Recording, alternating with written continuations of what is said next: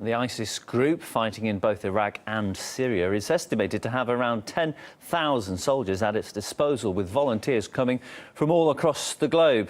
And reports indicate there are 3,000 foreigners in their ranks. And also, according to the UK Foreign Minister, around 400 of those are British citizens.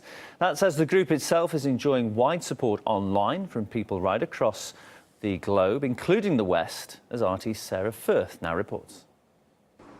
Far from the front lines in Iraq and Syria, and another battle is being fought.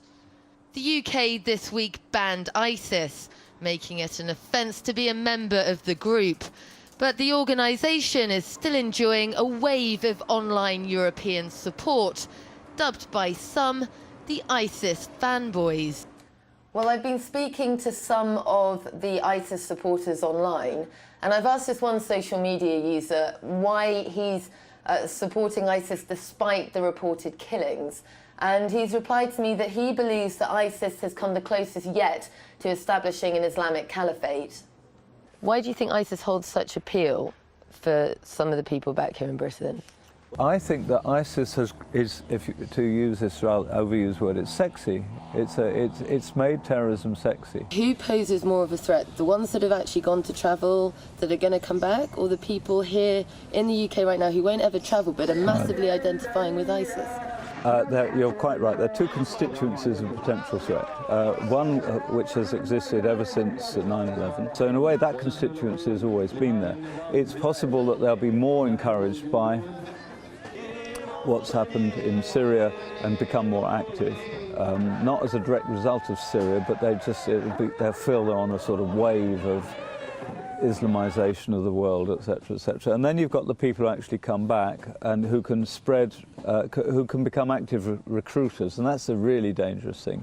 At a meeting of the National Security Council this week, Prime Minister David Cameron said the government was doing all it could to address the threat posed by foreign fighters, including interviewing individuals at UK borders, cancelling or withdrawing UK passports, and introducing new measures to prosecute those who plan to train for terrorism abroad.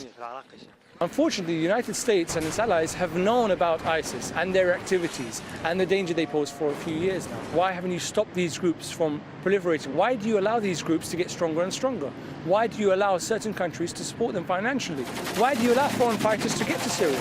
The last estimate put the number of British fighters abroad at 400 and growing.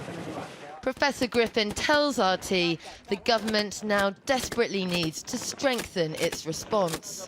Some of the most precious people coming back are people who've been disillusioned by what's happened and who can produce a counter-narrative. People who actually seen death and killing and what an explosion does to a baby, and comes back intent on stopping it.